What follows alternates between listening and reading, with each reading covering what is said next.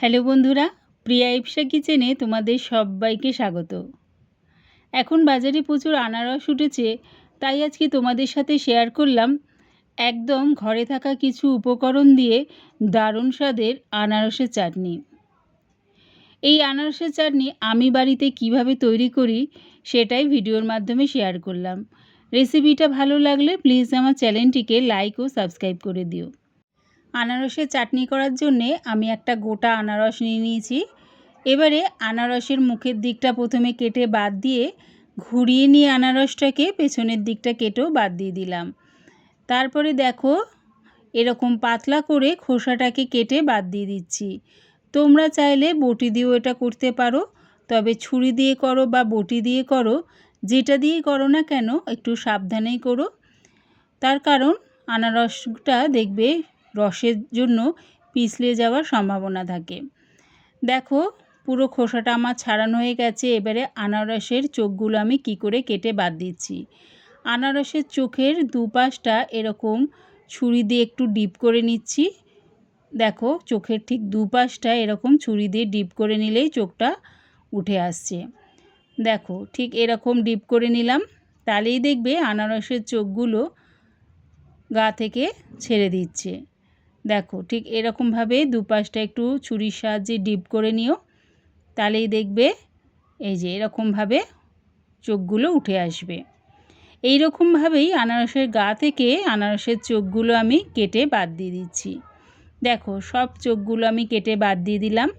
এবারে আনারসটাকে আমি প্রথমে দুটুকরো করে নিচ্ছি। তারপরে আরেকটা টুকরো থেকে সেটাকেও আমি দুটুকরো করে নিলাম। এই যে আনারসের মোটা শিটটা রয়েছে এইটাকে আমি কেটে বাদ দিয়ে দেব প্রথমে। তারপর আমি আনারসটাকে একদম কুচি কুচি করে কেটে নেব। পুরো আনারসটাই আমি একদম কুচি কুচি করে কেটে নেব।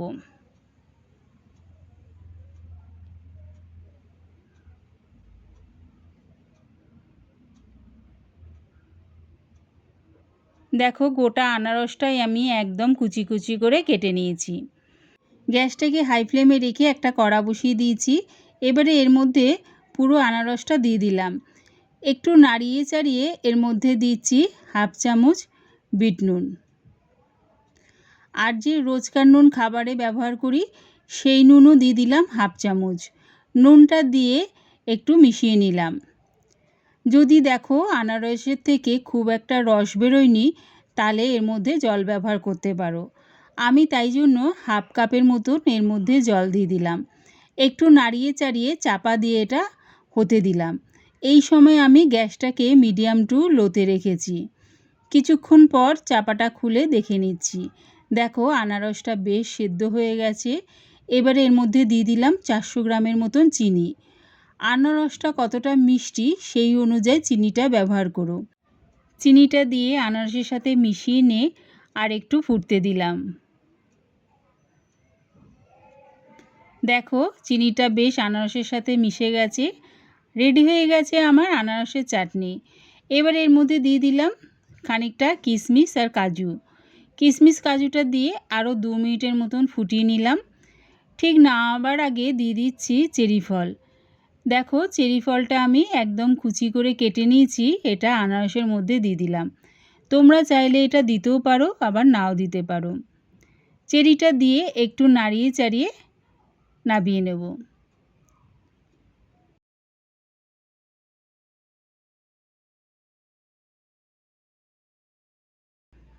রেডি হয়ে গেছে আমার দারুণ স্বাদের আনারসের চাটনি।